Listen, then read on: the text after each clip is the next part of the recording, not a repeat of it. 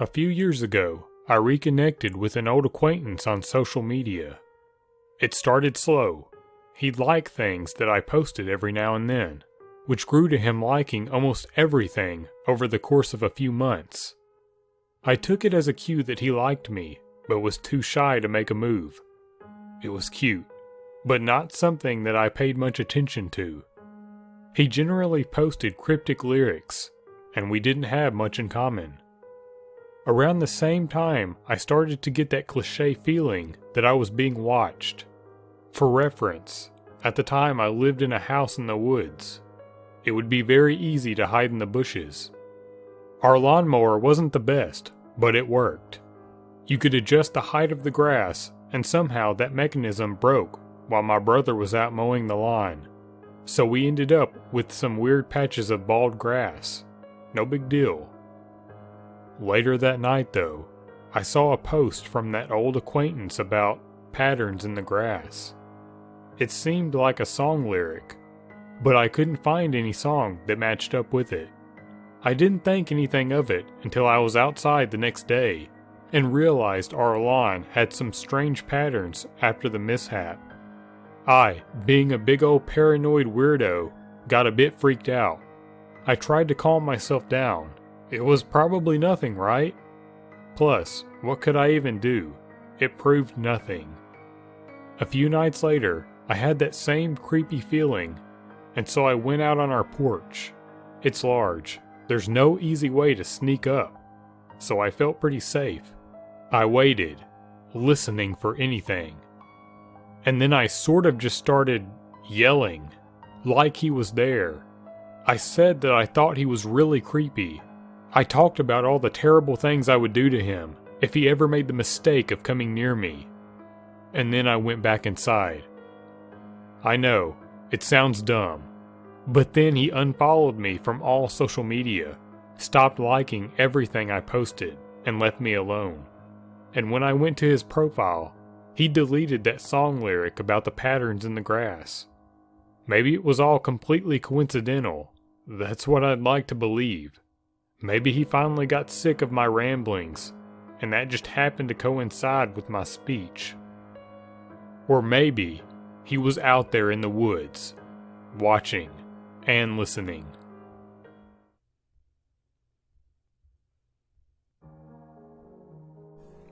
I live in Florida, and this incident happened about 3 weeks after Hurricane Irma, so not that long ago. Back in July, the ex and I had just finalized the divorce, and I moved into a gated neighborhood where every house was rented out by the same rental company / landlords. It's a very small neighborhood with about 15 houses tops. All 15 houses are bordered around a man-made lake with the backyards facing the lake. No one really has a fenced backyard. When you walk out your back door, you see the lake in front of you and your neighbor's backyards on each side of you. Everyone in the neighborhood seemed very close. Someone was always hosting a family-friendly party / barbecue or having people over to watch sports. I was still depressed about my divorce, so I never took part in these social gatherings. The only person I got to know was my next-door neighbor, Steve, an active Navy soldier with a huge love for guns. Steve is a true hero in this nightmare.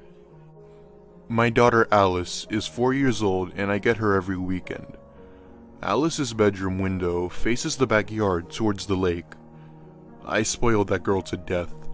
She truly is my everything, and I count down the days to the weekend every week just to be with her. That's why I was upset when Irma came and I had to go almost 3 weekends without seeing her. The weekend before the storm, she was with her mom. Then obviously the weekend of the storm, she was with her mom. Then on top of the weekend after, she had to be with her mom because my power was still out. No AC in Florida is miserable. The humidity was so bad that week that I slept in my daughter's room the whole week because she has the only room with a window that faced the lake.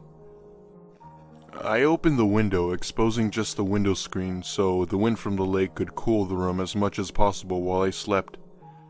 Eventually, the power comes back and Alice starts visiting me again like normal. That was when the nightmares started.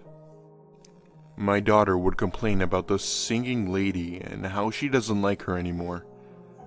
I thought maybe she was referring to one of my ex's friends or one of the teachers at her school. Maybe there was a teacher at her school that sang to the kids that she didn't like. I don't really know. That Saturday night, Alice woke up in the middle of the night screaming bloody murder. I ran into her room and turned on the light and found her hiding under her covers. I asked her what was wrong, and all she could do was point into an empty corner of her room and say, "Look, look." There was nothing there. She was acting as if she saw a ghost. After I calmed her down, she started to talk about the singing lady again. "Please tell the singing lady not to come back. Please, Daddy, make her go away." Obviously she's having nightmares, right? I showed her there was nothing in the closet and nothing under her bed, and then that there was nothing to be afraid of.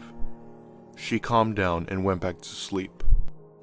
I went back to my room and quickly fell back asleep. It couldn't have been more than 20 minutes before Alice comes in running in my room screaming, "She's back, she's back." Alice absolutely refused to go back in her room, so I let her sleep with me. The next morning, Sunday morning, I took Alice out to breakfast and we stopped by a Target to pick up a baby monitor. I haven't used one since her mom and I were still married, but I wanted to easily be able to hear if or when she started having these nightmares again, so I could respond quicker. After I set them up, I showed Alice how they worked to give her assurance that I could hear and she was safe. That night, she slept soundly and didn't make a peep all night. The following weekend, Alice had to stay with her mother again because she got caught with a stomach virus from one of her little friends at school. It was Saturday night and I was sound asleep in my bed. Around 2 a.m. is when I heard it. A woman's voice humming a soft nursery rhyme through the baby monitor. The humming soft singing got louder and clearer as the voice got closer to the monitor. I was not dreaming. I could hear the woman softly singing lullabies in my daughter's bedroom. I had never been so scared and dumbfounded in my life. I was feeling a mixture of pure terror and disbelief. Then the voice spoke out. "Alice, sweetie, are you awake?" Adrenaline shot through my veins. I jumped out of bed and locked my bedroom door. I picked up my cell and called Steve from next door. He didn't waste a second. As soon as I got off the phone with him, I heard him storm out his back door screaming, "Don't you fucking move!" I ran outside and found him aiming a shotgun at a woman crouched outside my daughter's window. The one I had left open after Irma and never closed. Steve quickly dropped his guard when he recognized the woman. It was Jean, the neighborhood maintenance man/woman. Steve's wife came running out after him and confirmed it was her. Jean played dumb. She said she was not singing and didn't even know my daughter's name. She said she was near my daughter's window because she was doing her weekly patrol for gators and thought she saw one approach our house from the lake. Bull fucking shit. That bitch was singing and she called out to my daughter by name. Yes, it's true, there have been a few gator spottings around the neighborhood, and yes, part of Jean's job was to patrol the lake at night every now and then, but at 2 a.m.? I obviously knew it was bullshit, and even though neither Steve or his wife called her out on it, I could tell from the look on their faces that they didn't believe her either. The next morning, I went over to Steve's house to thank him and tell him exactly what happened. He told me Jean and her husband have been known to be a little cuckoo, but this is by far the craziest thing to happen so far. Steve helped me install metal bars on Alice's window that afternoon.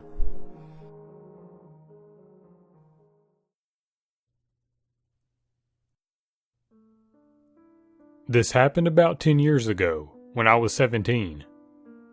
It was a Friday night, and a friend was driving me home from a party. Neither of us had had anything to drink, something I should clarify early. We turned into my street at about 11 p.m. This street is a dead end, and in a very bushy area, with very minimal lighting. so it's quite pretty during the day, but just unsettling at night. And topping off the creepy factor was a swing that hung from a large tree in front of a house at the top of the street as you turn in. It had been there longer than I was born, and though it was quite rickety, it still seemed functional. Having said that, I don't have any concrete memories of it being used in the past 5 or 10 years.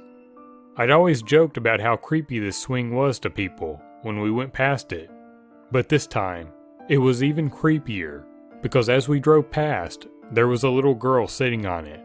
She looked upset, and just had her head hanging down, slowly swinging, but not lifting her feet off the ground. She slowly looked up as we drove past, and kinda gave a glare. She would have been no older than 8, and as unusual as it was for her to be out this late, my friend and I both assumed she had a fight with her parents, and was sulking outside or something. And ultimately, we just didn't really care enough, or think it was that important at the time. My friend kept driving for another 15 seconds till we reached my house halfway down the street. About 250 meters from the swing, we stopped outside my driveway, facing the top of the street, but as often happened, we ended up sitting in the car chatting about school, girls, and all that stuff that felt super deep and meaningful at that age.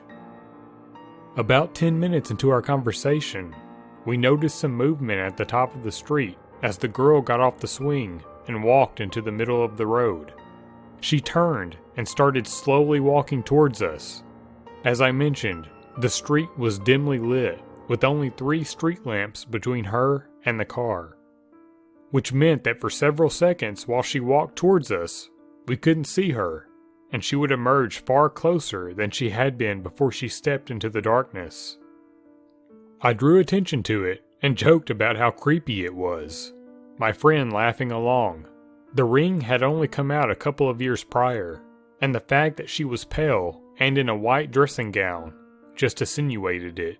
Really, the only difference was her wispy blonde hair. As she emerged into the light of the second closest street lamp, about 100 meters away, the tone definitely changed. We were both still laughing somewhat, but it was definitely more nervous, and we were whispering, "Oh crap," as she got closer. It was far less funny, because somehow, this little girl clearly wasn't a little girl. She was an adult woman, probably in her late 50s, early 60s. It was unmistakably the same person that was on the swing. We'd seen her get up off it, but it was as if she had aged 50 years as she walked down the street towards us. She was clearly looking in our direction, but squinting because of the car's headlights, so she probably couldn't see us directly. The woman was now about 20 meters away, and I could see her a lot more clearly in the car's headlights. She looked slightly haggard, and the outside of her eyes were reddish, as if she'd been crying or hadn't slept for a while. As she drew closer to us with each meter, I couldn't stop thinking, that was 100% a little girl 20 minutes ago. What the hell? These were all thoughts I didn't verbalize at the time, but it was clear we were both getting creeped out. When she was about 5 meters away, my friend turned the engine off, locked the doors, and turned the headlights off. Continuing to nervously giggle, we slouched into our seats as the woman scowled in our direction, walking right past the car, mumbling something to herself. After about 5 seconds, we sat upright again, laughing at the situation now that we were more confident it was just creepy and not dangerous. My friend commented she seemed drunk, which I accepted, and we continued to talk for a few minutes, but I was still somewhat unsettled. I didn't look back to see where the woman was, but I knew this was a dead-end street, and there was nowhere for that woman to have gone. I knew for a fact she didn't live in any of the houses that way, but hoped maybe she was just visiting or something. By this stage, my friend and I had shifted in our seats, so we were facing each other. Then suddenly, like a jump scare in a horror movie, I saw the woman quickly emerge from behind my best friend's head and stare right at me through the driver's window. She cocked her head as if she was curious at my reaction, and leaned forward till her nose was almost touching the glass. I was in utter shock, jumping up and shaking the car. My friend's eyes and mouth went wide as he slowly turned around, but by then, she had stumbled about a meter away from the car, and was no longer looking at us, so it was far less disturbing to look at, all things considered. We sat in silence and just watched her continue to stumble off until she was in the gap of darkness between the first and second streetlight. Even after waiting about 5 minutes, we never saw her emerge, but we called it a night. Me bolting from the car to my house, and my friend driving off at full speed with his doors locked. Since then, I've told a few people that story as a fun anecdote about how freaky my street is. And every time I pass that swing to this day, I think about it. I've reconciled that clearly we didn't just see the woman properly at first, and she wasn't the young 8-year-old we thought we saw. But when my friend and I still talk about it, there's an underlying sense of, nah, we totally did see her, every time.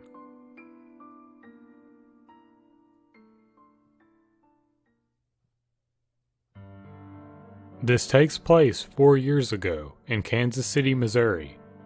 I'm originally from California, so trading up city life for a less urban life was very challenging for me. Making friends was hard, but I made the move to be with my dad, who lived in an apartment complex with a roommate.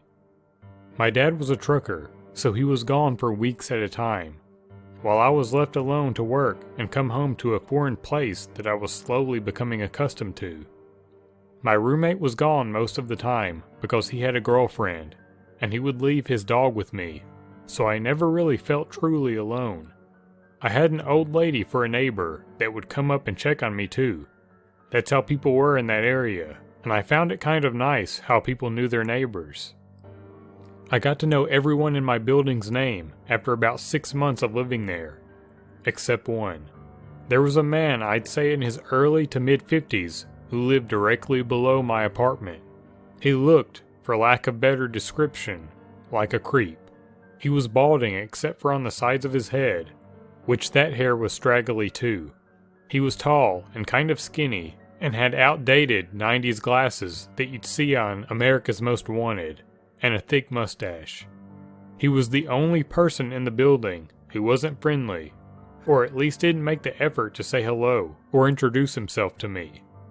He also happened to be the maintenance man for all 5 buildings. I didn't think much of this at first. I honestly don't care if you're not overly friendly to me. I enjoy having space of my own, and sometimes being too friendly is suspicious to me. That's just a personal problem, but I'm explaining why it didn't send up any red flags at first. One day when I was pulling out of the driveway to go to work in the morning, I noticed across the large lawn that led to the door to our buildings, the maintenance man was standing in the center, staring directly at me. Stare is the wrong word. More like a glare. At first, I looked around confused, thinking perhaps he was looking at someone or something behind me. I was the only one there. Although a bit creeped out, I shrugged it off and continued with my day, forgetting all about it. The next day I was over at my neighbor Claire's apartment, the older lady, and she happened to bring up a maintenance issue she had, but mentioned she would never ask the maintenance man for anything, and neither should I. I tried to ask her more about what she meant by that, but she ended up being very broad and said something along the lines of, "He's just a known creep around here." Fast forward to the first incident. It was around 2 a.m. and I was still awake, but only barely, sitting on the couch watching Parks and Recreation alone in the apartment. I was starting to drift off into sleep when I heard a soft noise near the front door. Thankfully, the show was very low in volume, because normally I don't pick up on quiet noises most of the time. I turned off the TV and began listening. Next to the living room, on the right side is the patio area, and on the left is the kitchen and the front door. The light from the moon and outside lamps were flooding through the patio glass door, so I could see the doorknob to the front door moving. Not just moving, but someone was using a key. In an instant, the door flung open and I was on my feet, with nowhere to hide at that point. I stood my ground and saw the silhouette step into the kitchen. That's when I saw it was the maintenance man. My stomach dropped, and he stopped dead in his tracks when he spotted me, looking as if it was unexpected to find me awake. I noticed he had a large coat on, even though it wasn't winter or even cold that particular night. I noticed that only because the jacket looked bulky, as if he were carrying things in it that I couldn't see. "What the hell are you doing?" was all I managed to squeak out. I was shaking, my knees feeling like they were going to give out. For reference, I was a 22-year-old woman standing a whopping 5'4", with no way to defend myself at all from where I was standing. He looked shocked, which made me feel like I had gained a little power from the situation. He retorted confusedly and angrily with, "Your toilet is making a loud noise that I could hear from my bedroom." I was angry and terrified and only reacted with more anger when I saw him scrambling for excuses. "So, you just let yourself into my apartment at 2 in the morning? I'm reporting this to management first thing in the morning." He stepped closer to me then. I backed up a few steps, but still stood my ground, quickly turning on the light closet on me so he could see my fury. "The toilet is rumbling. I need to check it. Now." Now I was trembling so hard I could barely stand. I had adrenaline and anger and fear all coursing heavily through my body. "Get the hell out." He started to take the liberty to look around the kitchen where he was standing. My head immediately thought, what if he goes for a knife? And that's when he said it. "I can come in whenever I want." The sentence makes me shiver to this day. I didn't know what to do, and felt the power over the situation quickly dwindling down to a bad feeling that something bad was going to happen. "If you don't get the hell out of my apartment right now, I'm going to start screaming as loud as I can." My voice was cracking and shaky, which made my heart drop into my stomach. I immediately felt like I was going to be sick when he took yet another step forward toward me. "Check the lease.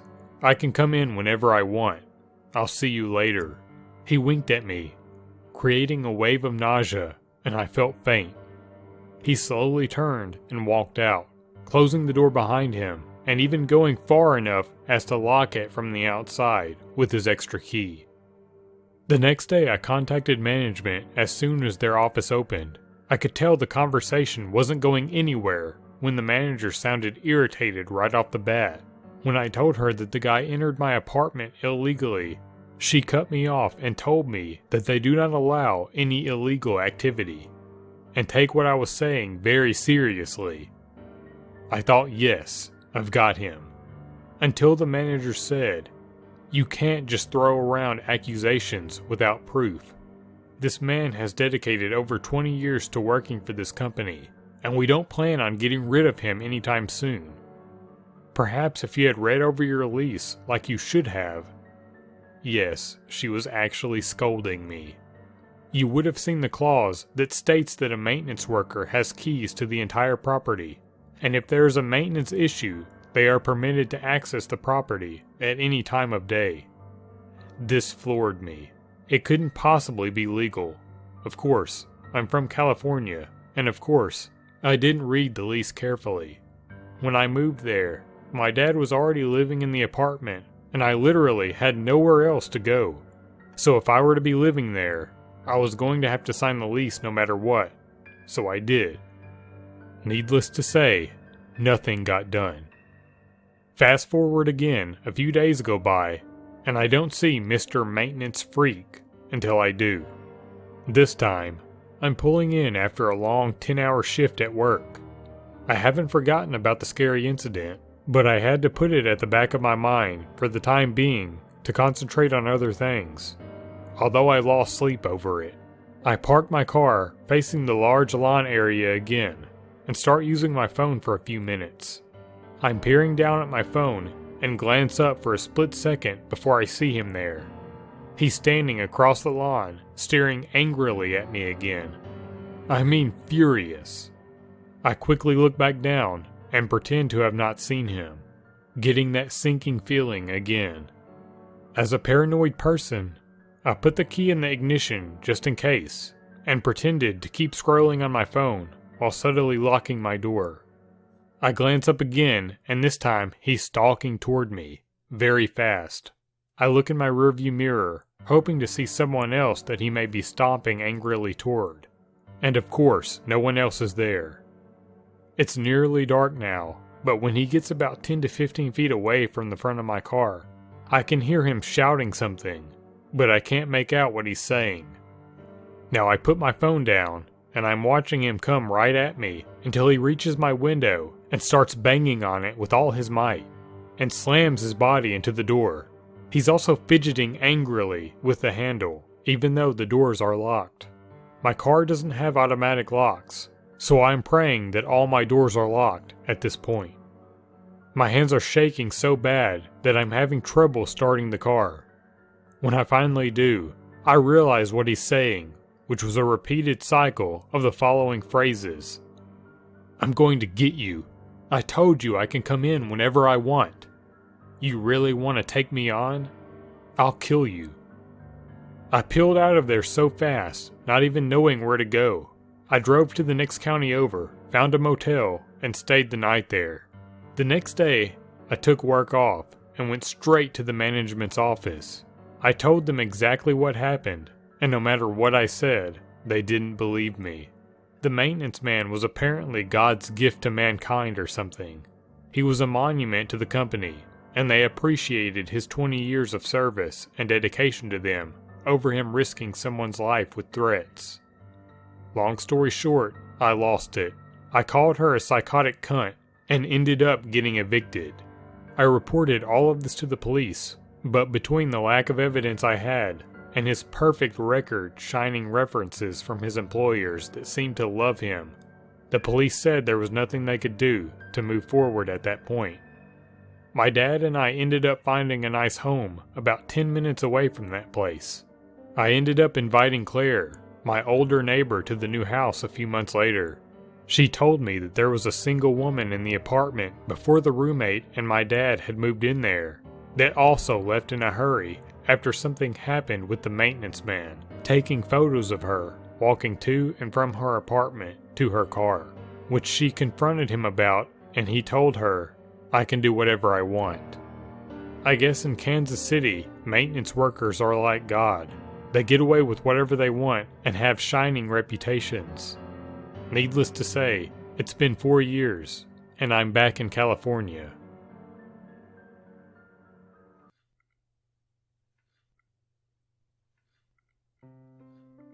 I'm 22, female, and live in London, and I have done so for 4 years. I was coming home from a gig one Wednesday night. It was probably around 11:30, and I had just made my switch to my final tube line of the night. It was fairly busy. I'd say probably around 10 or so people on the same carriage as me. I sit down on the flip-out seats nearest the door, as I've just been to a gig. I'm a little tipsy, but definitely not drunk. I'm very cautious of my surroundings. There's a couple of girls set opposite of me, and then a smallish man. Everyone looks fairly normal. The man gets up and flips out the seat next to me and sits down. Now, to put me into some context, I'm a 5'8" competitive weightlifter, and this evening I was wearing all black with a leather jacket and heavy boots. I look like I'm in a lesbian biker gang. If someone was going to attack anyone, I would be a fair challenge. So when this little dude sits down next to me, I'm like, okay. Bit weird that he moved from the more comfortable seats to the shitty flippy out ones. I quickly glance over him. He doesn't look crazy. He doesn't smell of anything. He doesn't look high, and he's dressed fairly well. But he sits there, completely angled towards me, like he's turned as far in my direction as he can. I can feel his gaze, like boring a hole into the side of my head. I have my headphones in, and I just look straight ahead. So then he starts twitching, like someone with Tourette's, stifling a tick. So I'm genuinely put at ease for a little while. However, with the twitching, he starts biting his hand and again, I'm like, just a tick thing. But then he just sinks his teeth in. Flesh, blood, and everything. He loosens his hold on his hand, and then twitches and bites down again. So, naturally I'm like, I'm gonna get the hell off this sealed underground container. So I get off at the next stop. The stop I actually need to get off at is the one a couple after this one. I walk off the platform as if I'm leaving, so he'd think I was leaving. Because I was on the Victoria line, I just assumed another tube would be along in the next couple of minutes. However, it wasn't, and I didn't want to miss the last train home. So I go to another way onto the platform and get back on the same train a few cars down. Now, when I got off the first car, the creepy guy looked at me super weirdly. Kind of longingly. I can't even place the kind of look it was really. It just freaked me the hell out. So we get to the next stop, and I see this guy walking down the platform. Now at 11:40 p.m. on a Wednesday night, when you're alone, you barrel down the platform to the exit as quickly as you can move. Nobody really wants to hang out about down there. So when I see the creepy guy just ambling down the platform at the next stop, it tells me something is off. He's walking, looking around, looking dejected. Then he clocks me. It becomes painfully apparent to him that I'd moved down the train to get away from him. Luckily, the doors had just closed. He makes eye contact with me and starts shrieking and banging on the closed doors. Blood from his bitten hand smearing everywhere as the train pulled away. That sight has rattled me and has continued to do so months afterward. So yeah, Tube Dude, let's not meet.